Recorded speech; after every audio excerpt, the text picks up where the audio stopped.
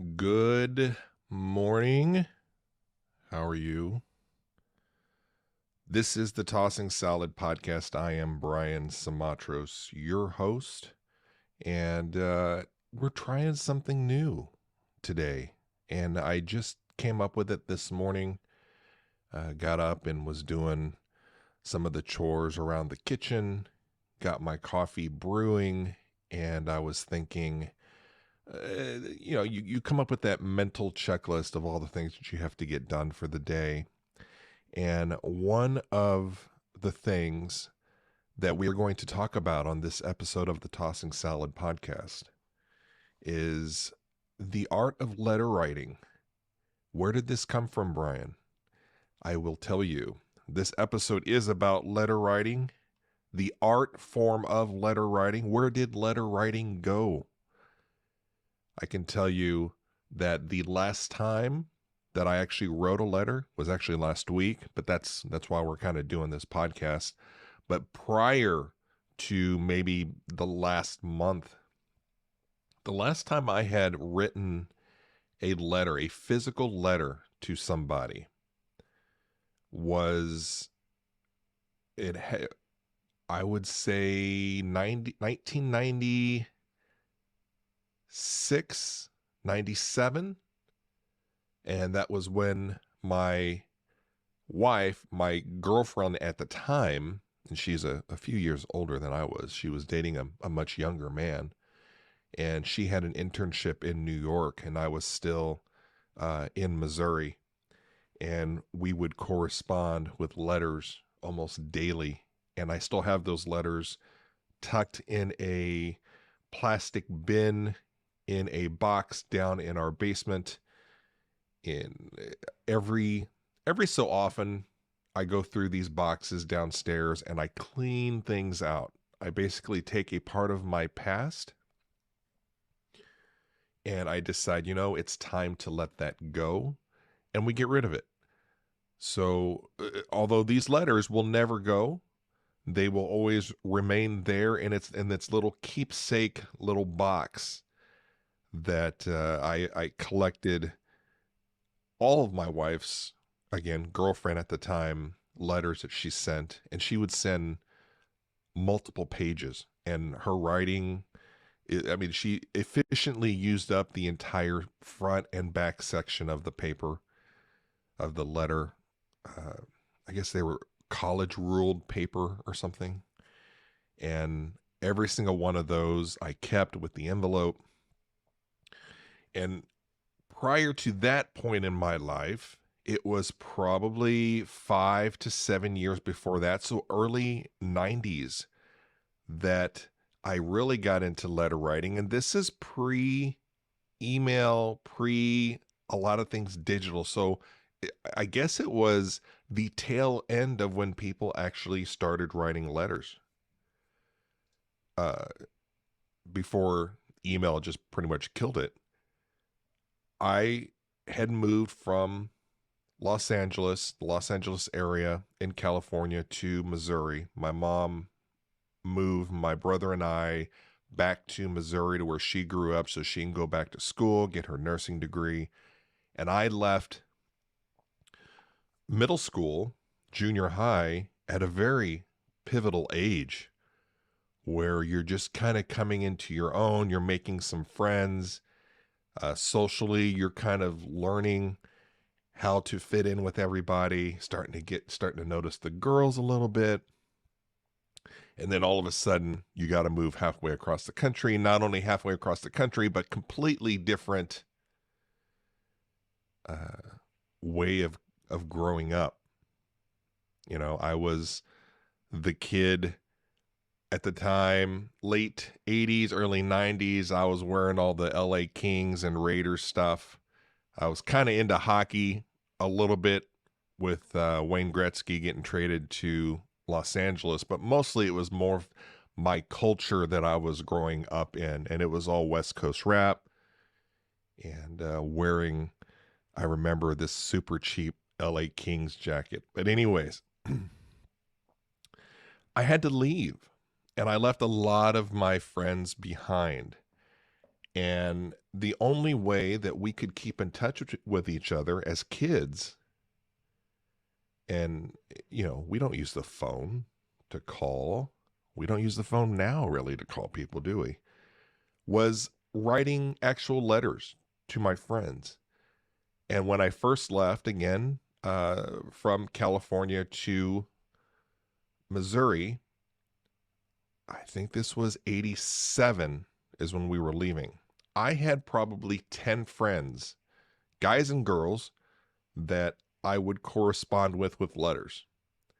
And I'll tell you, for a kid that is leaving his home base, his area of safety, his friends, everything that he has known, and going to a completely different part of the country, strange lands in the middle of southeast Missouri, these letters were my lifeline.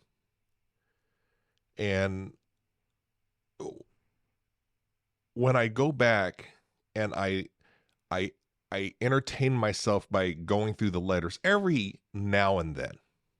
Again, when we're cleaning out the basement, I come across the little box of letters that I have. Two boxes. One is the box with my friends' letters, and then one is my wife's box. She gets her own box. That one's a little more secure because there's probably some stuff in there that I'm like, let's not let that get out. And this is her stuff writing to me. You should see the letters that I wrote to her. I think she kept a few of mine.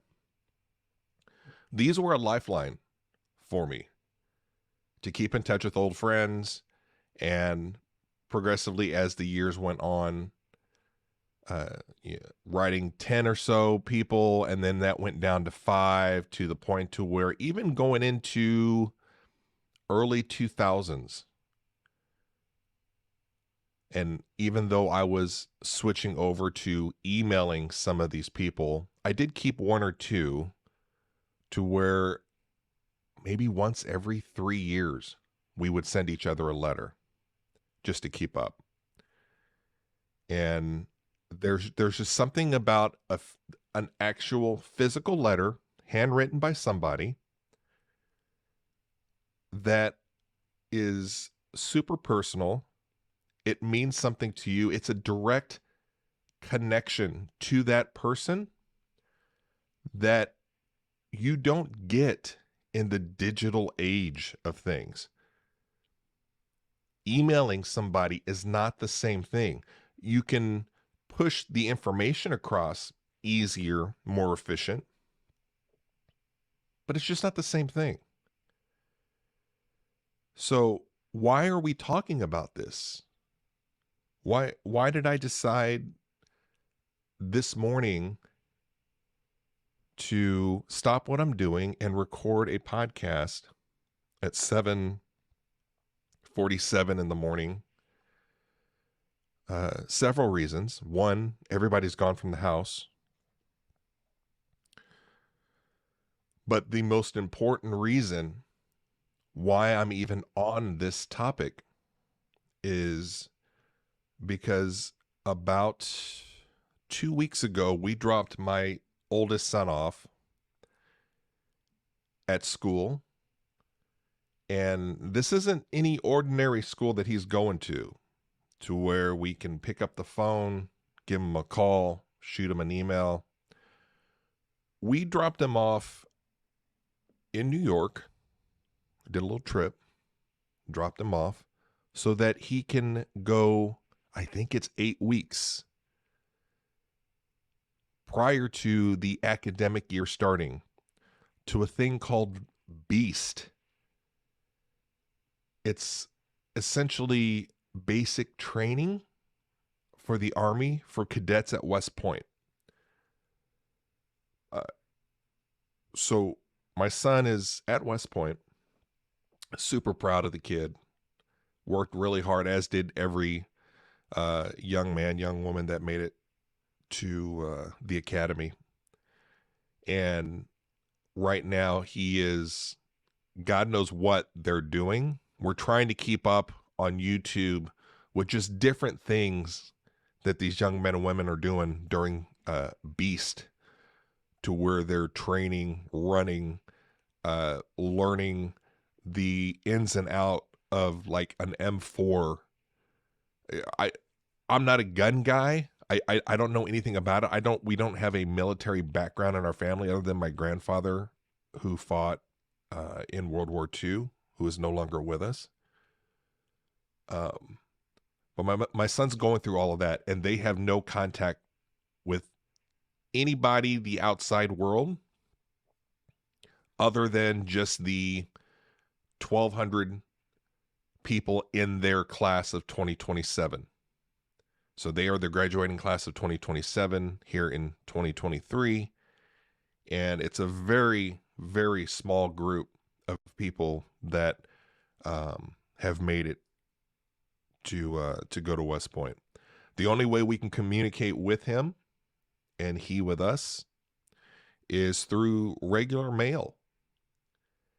And so this is where we come to why I'm doing this podcast and why I am revisiting the art that is letter writing. Because I know that he is there going through probably some stressful times, but I do think that it's for these kinds of people. These are like overachieving kids. They're all super athletes. They're all super smart kids. This is kind of like an Ivy League education mixed in with learning how to do Army stuff. And I'm learning as a parent as much as kind of he is in being a cadet at West Point. And the only thing that I know that when they have some downtime and there's a couple spiders coming down on a web here in front of my monitor, the only kind of comforts from home and communication that he would get with mom and dad or grandpa or several of his friends are through letter writing. And so I'm like, here we are in 2023,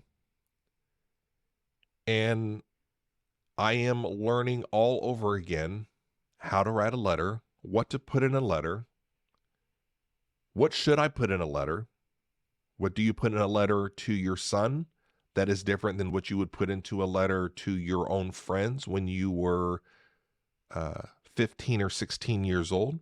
And how is that different from the letters that you write to your college-aged wife, girlfriend at the time? It's all different. And what you say is different. So that's today's episode. I'm kind of digging it as far as doing it this early.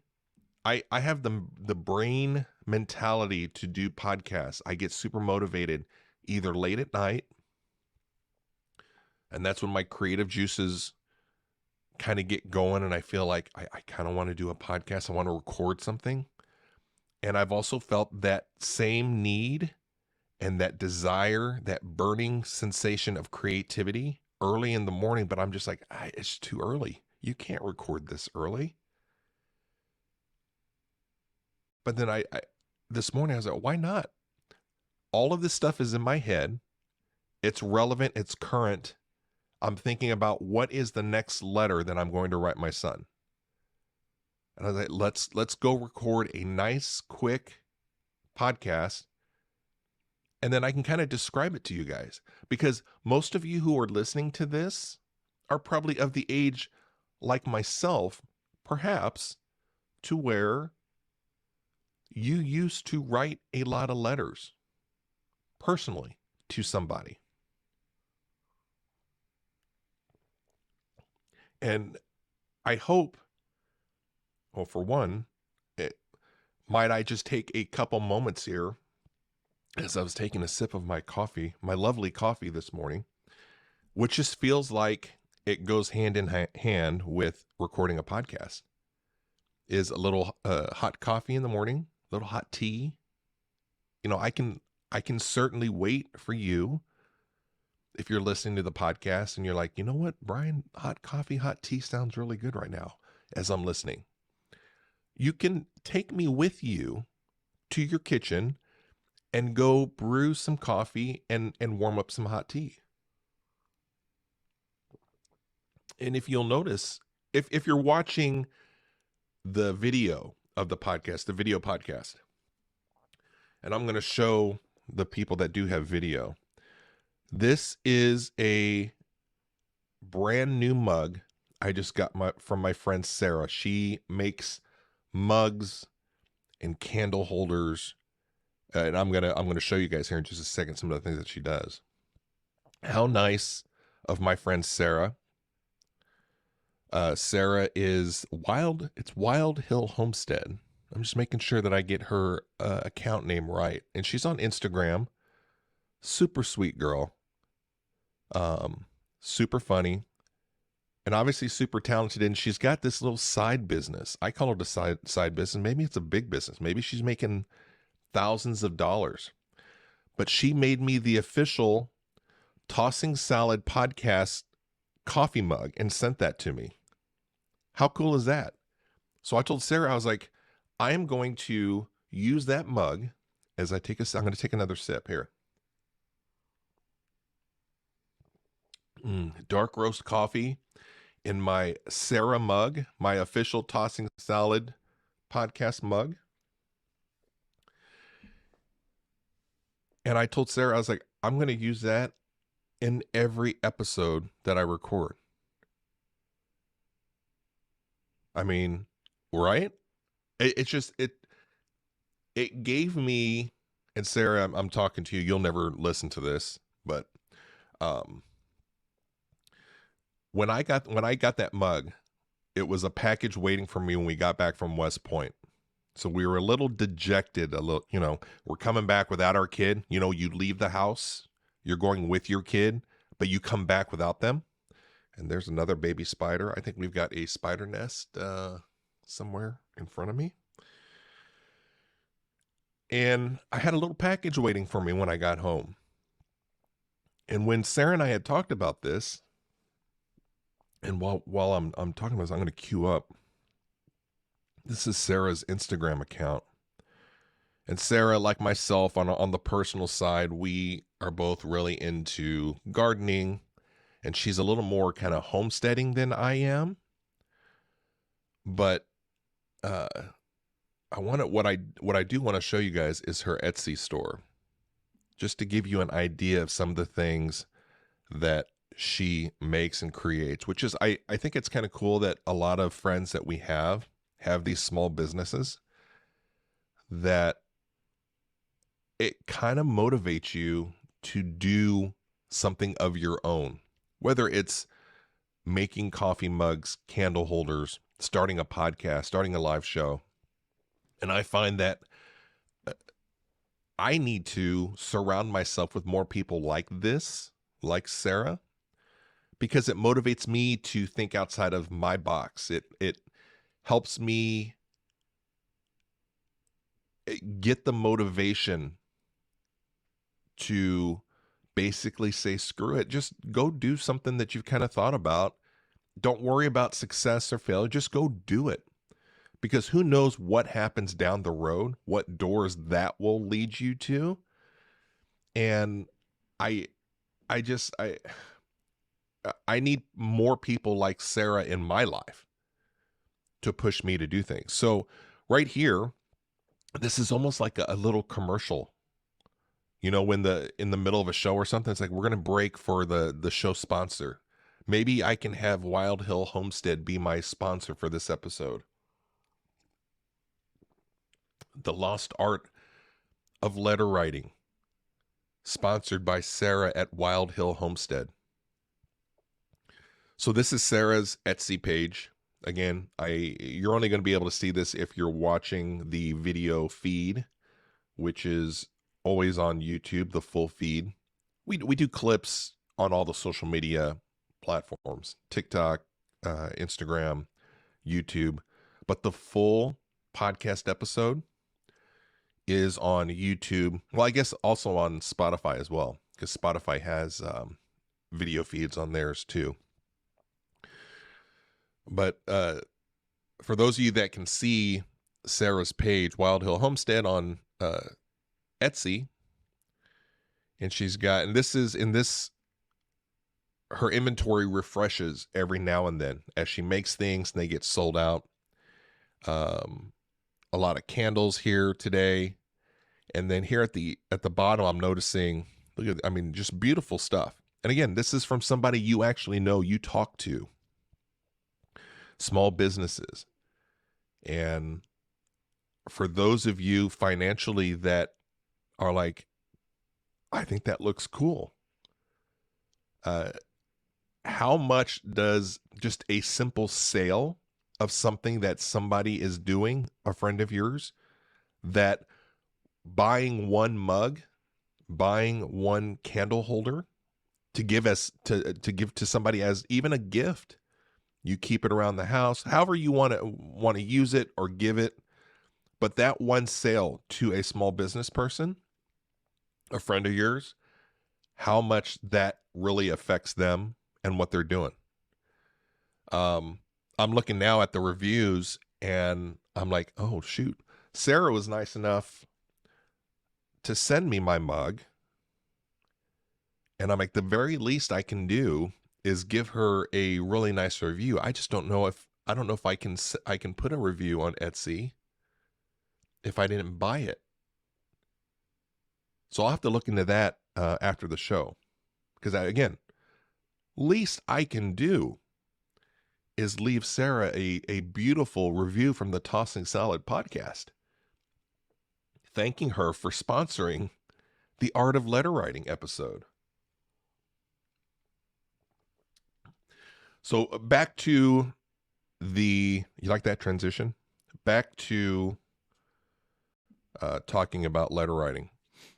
So my son, who all day long they're doing something, kind of jumping out of helicopters or whatnot. I don't know. Maybe that's year 2. I don't think that they're jumping out of helicopters just yet. You should see some of the things that the second, third year students there go through in the summer. And then like the march backs. I mean, totally unbelievable. But I imagine him getting back to his dorm barracks area. I don't even know what it's called. I'm learning as I go. My wife knows more about this than I do. She's all up on the parent sites and the boards and mom's groups, and then I get a debrief every night when she gets home as to what is going on at West Point. But I kind of see him at the end of the day. He's tired, and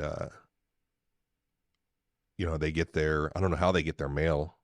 Does it come in a big sack? Does a guy come and is like, Smatros, here's your mail, and they throw the pack, I'm thinking, I don't know, Forrest Gump or something. And I'm like, those letters are incredibly important to him. So I want to take the time to send him letters.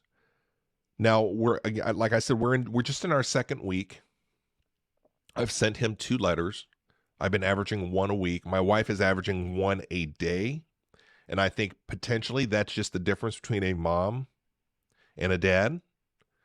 Not to overgeneralize, but I think for the most part, the moms are going to make sure to write as often as possible. And the dads have their dad letters. And I think I'm doing pretty good at doing 1 a week, but I may throw an extra one in every now and then. And we do get to go see him so we dropped him off on what they called our day, which was like reception day. And if you guys have seen anything about our day at West Point and the whole thing, as far as you get 90 seconds because you're sitting there with your kid, you have 90 seconds to say goodbye. Oh, it's tough. 90 seconds and then walk out. So anyways, yeah, that kind of gets me thinking about it. But we get to see him, I think, in 8 weeks to A Day. I think it's called A Day. So we're driving up, and we're going to drive up with my younger son. And I think A Day, is that an acceptance day at West Point to where they've gone through all of their summer like boot camp type stuff, and we get to see him for a day. He gets to stay with us, and so we're looking forward to that. But 8 weeks is a long time, especially when you're by yourself. And this isn't the first time that he's been alone and gone on his own. He's played travel hockey for a while. Last few years, they go off on buses. They're gone almost every week. So he's used to being gone, being kind of by himself as far as being away from the family. He's always been around other friends, other teammates. And this is kind of the same thing, to where he's with other people that are going through the same thing that he's doing. So he's not totally by himself, but he's away from the family. So I sit down and I'm like, okay, what is my strategy for these letters? What, if I was him, what would I want to know about? And then I tried to, and I don't coordinate with my wife. I don't coordinate with anybody else that he's talking to that are sending him letters. His grandparents are doing the same thing. But I think you just want to get a letter. If you're in his position, and I can only relate to it when I moved from California to Missouri and I felt very alone. I didn't care what was in the letter. All I knew was that high that you got when you opened up the mailbox and you saw a letter from a friend of yours. I didn't care what was in it. Whether it was minutia, just random small details of somebody's life, or big things, big events that happen. But I stress and struggle with it, because I'm like, what do I put into this letter? How small a details do I put in here? So my friend, I'm not going to get into the actual details of what I did in his letters, but I talked about fixing up his truck a little bit. He had a starter issue when he was leaving. The last week he was here, his truck, he got stranded, I think at least one time, but he was having problems with the truck starting. And so I told him when he left, I was like, I'm going to look at it, and I'm going to probably replace the starter, which I'm a DIY kind of a guy, DIY dad, and it's kind of fun for me to figure out how to do a lot of this stuff. But I am by no means any kind of expert in doing this on my own. It's very sometimes even frustrating, because I watch 10 YouTube videos and you have to have the right tools to do things. So I'm like, you know what? I'm going to write a full paragraph on his truck. Hey, your brother and I got your truck working. Took a little bit longer than we thought. Switched out the starter. Only cost $150 to do it our own. So I kind of detailed a little bit about that. And, just talk about some just small things around the house. About beating his brother in FIFA on the Xbox. We played a game, and when the three of us are together, we're always competing on FIFA games. And as the years have gone on, as the kids have gone from being little kids to teenagers, where I used to dominate when they were little kids, and I never or rarely ever let my kids win just to win because they were little kids, because I figured I'm teaching them a lesson. So when I beat them in FIFA when they were little, I was like, you guys need to learn strategy, and you guys need to, counter what I'm doing. And I'm also, I've been a soccer coach for 20 years. And so I would kill them. Well, then as their hand-eye coordination got better, and mine's progressively getting worse as I age, I can't compete with either of them anymore. So our tournaments and stuff really aren't even that much fun. Like, the outcome's kind of predetermined. It comes down to them two in a championship tournament that we do.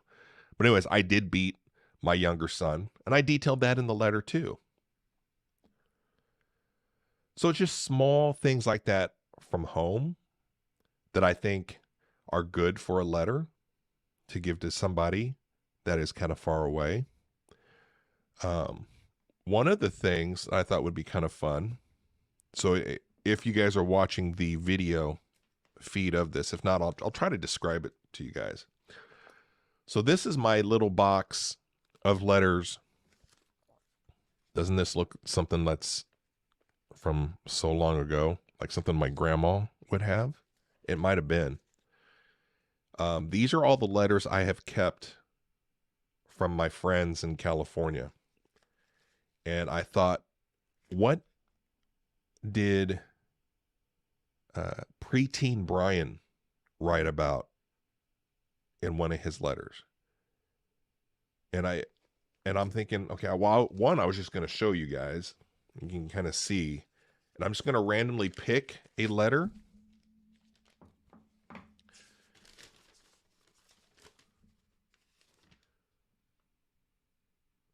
Well, I guess I can't do this because if these were my letters to them,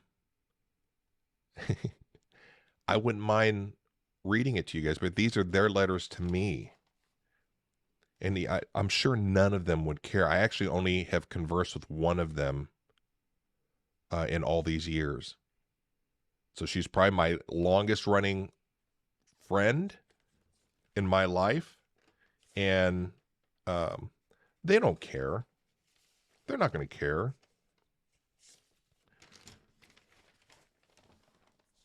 But it's their letter to me though. Yeah, I don't know. Can I read part of it or not? Okay, we're gonna do one. This is from my friend Monica, and she and I we still kind of inquire back and forth, mostly on like social media every now and then. And this is dated December 4th of 89. And just to show you, and so in 89, I was 13, 14 years old. And just again, so that's the letter.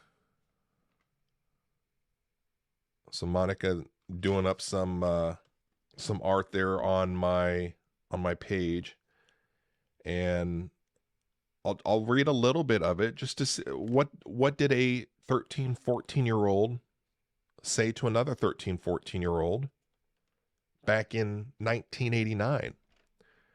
But again, these are the things that I'm like, I remember getting them and how important they were to me. This is why this is so important to me right now to get something like this to my son. So, hey Brian, how ya all doing down there? And I noticed like a lot of my friends from California would do this kind of Southern country accent in my letters. It kind of funny. I guess that is kind of how a lot of people talk where I grew up in Missouri. But it's just kind of funny how they were just kind of poking fun of me. How's life on the farm? We didn't live on a farm, but yeah, it's all fun. So those part of it I can't. I mean, something. No thrills. I just can't read part of her handwriting. Things are great over here. High school's the best. Not to make you feel bad and get you homesick or miss any of your close friends. And she had close in quotes because I think maybe she knew me back then also that I wasn't very outgoing back then. I kept a very small group of friends, even though I did say earlier that I was writing to like 10 of them, and I was. But really, it comes down to one or two that I would consider my close friends that over a longer period of time that we kept in touch. Not to let's see here, not to make you homesick or miss any of your close friends, but anyway, you're missing out. You really are. But then again, getting your face in the newspaper wouldn't make you very miserable, right? That's great, Brian. You must really fit in then. That's cool. I think that's the hardest part about moving. So I guess I had told her something about making the newspaper at the time. I have no idea what I did to get in the newspaper. We just had our second game last Friday, the 1st of December, and you know what? We were slaughtered. But hey, no biggie. Our football team made up made up for whatever is headed our way this season. Football season was awesome. And then this page kind of ends. I think there's another page to it. But that's basically what a 13 and 14-year-old would talk about on letters. And again, it's the smallest things about what's going on in their lives.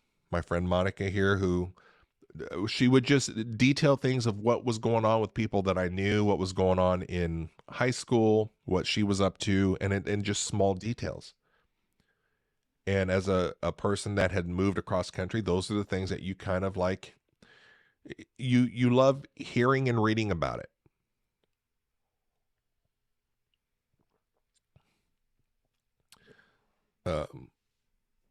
So today, after I get done with the podcast, now that I've kind of gotten this off of my mind and, talking about it a little bit, I think, I'll sit down. And what I don't do now when I say letter writing, I no longer am able to actually write, like handwrite anything, because nobody can read my writing.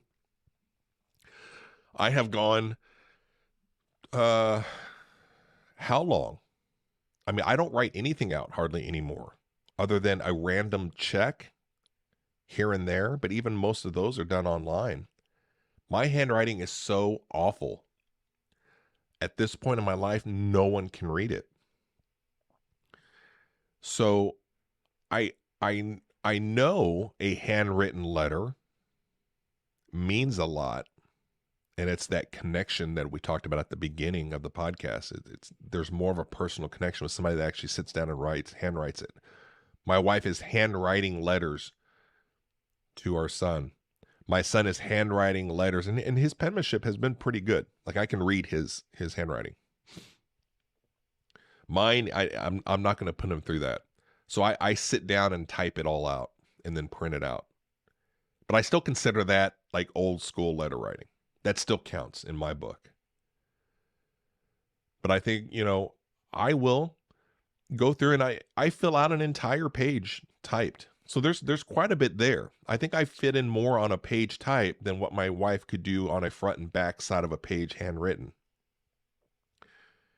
And part of me, I'm kind of curious as to, okay, well, what's she writing about? Are her letters better than mine? And then on the other hand, I'm like, yeah, that's whatever it is, that's between her and my son. So I think between the two of us, he gets a good taste of home. And then from his grandparents, his friends that are writing him. And we know that he's doing quite a bit of writing because we just got a letter in yesterday asking us to send him some more stamps. To which the funny thing is, my wife is like, I've only gotten how many stamps are in a book? Like 20, something like that. We've only gotten 2 letters. So then my wife got all worked up. She's like, well, why does he need more stamps if I've only gotten 2 letters? So now the realization to her is he's writing to other people. And I think it was okay knowing that he was writing to grandparents. But some of these stamps are going to friends, not to her, not to mom. So she, of course, reluctantly, sort of, not really, went out immediately that day, got him a book of stamps, and that went in the mail that afternoon. I think that was yesterday or the day before yesterday. I'm trying to remember. My days are kind of mixed up. But let me know what your experience with letter writing is. Let me know who the last person was that you wrote a letter to, and who's the last person that wrote you a letter. Do you still continue to write letters to people? And what are your feelings on letter writing? If you were not forced to having to do it like we are here to communicate with our son, the only way to communicate with him is through letter writing. As much as I would like to say, you know what, I would love to bring letter writing back, I don't know if I would come around to doing it. Because you You have to carve out that I'm going to sit down, I'm going to write this letter. And then, well, I guess then you'd have to say, okay, well, who am I going to write a letter to? I don't have a lot of friends. Don't feel sorry for me. It's all self-inflicted. I keep a very, very small group. And by small group, it's close to zero. But who would I letter write to? I guess I could letter write to some of my, like, if I knew the address, and I'm holding up my little box of letters of my friends from back in the day, if I knew they were still at the same address, I think it would be fun to, out of the blue, send them another letter. Hey, 30 years later. But I don't know if they're at the same address. That's the thing. But let me know what you guys think about letter writing. Let me know if podcasts like this, if you guys like this. Hopefully, you're sitting, relaxing, doing whatever it is that you're doing, with a hot coffee in your mug given to you by your super awesome friend Sarah, like I am here, with a hot tea or a hot toddy. So I don't know what a hot toddy is, but that sounds like something that would go good in a mug.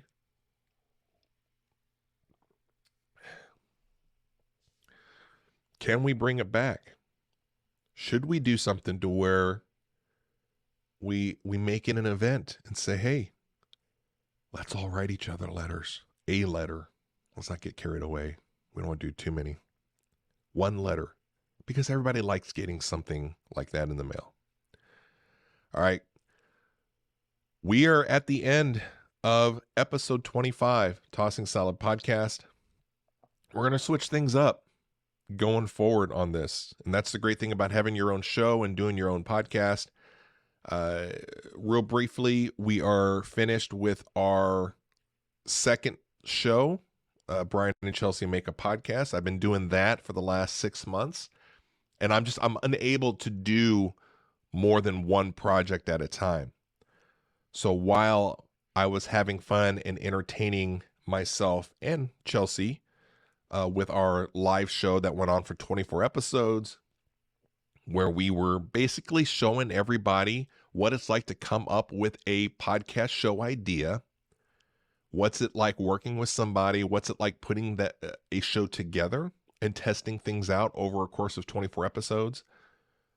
And then the 24th episode, the finale, we come together and we determine, are we going to stay and continue this and make it an actual podcast, or are we going to walk away from the project?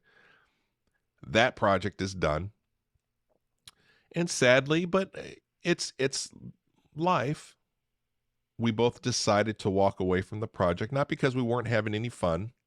We had a great time doing our show.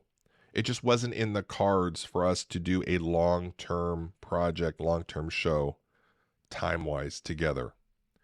But that's not to say that sometime down the road that changes. And that's not to say that there aren't one-off shows down the road between Chelsea and I. But that project is done. So now I can kind of refocus back on the Tossing Salad Podcast. And my thing with this show, it has kind of evolved from the very beginning. And I've allowed myself to have this white blank board in the creative process of Tossing Salad Podcast, to where now I am referring to the show as kind of a medley of content. For my garden friends, it's a vegetable medley of content, culture content that we are going to talk about. Whether it's in podcast form, whether it's in video clips. And to be honest, it doesn't really matter. As long as there's just content that I'm putting out addressing culture content. And when I say culture, I'm talking my culture. What is my culture? Anything that I'm interested in. That's my culture. So it's a medley of culture content that we'll be talking about. And it could be the art of letter writing, followed by a Taylor Swift concert review, which is coming up very, very soon. Our friend Carolina just went to the Kansas City show, and she's going to come on the Tossing Salad podcast for the third time and detail what that experience is like. And then we may talk to random people that we come across about the creative process, about just anything and everything that I find interesting. That is the medley of content that you guys can look forward to seeing. So I hope you guys stick around. I hope you guys like it. And until the next episode, and my fancy, awesome Tossing Salad, the official Tossing Salad mug from Sarah, go check out her page again, her Etsy page. Go order something. Order a mug, although there's no mugs to be ordered on there, but order a candle holder and make her day. I mean, I'm telling you, it completely makes a small business person's day when you do that. So that is Wild Hill Homestead on Etsy, but you can also find Sarah on Instagram as well. And until our next episode, you guys take care, and I will see you.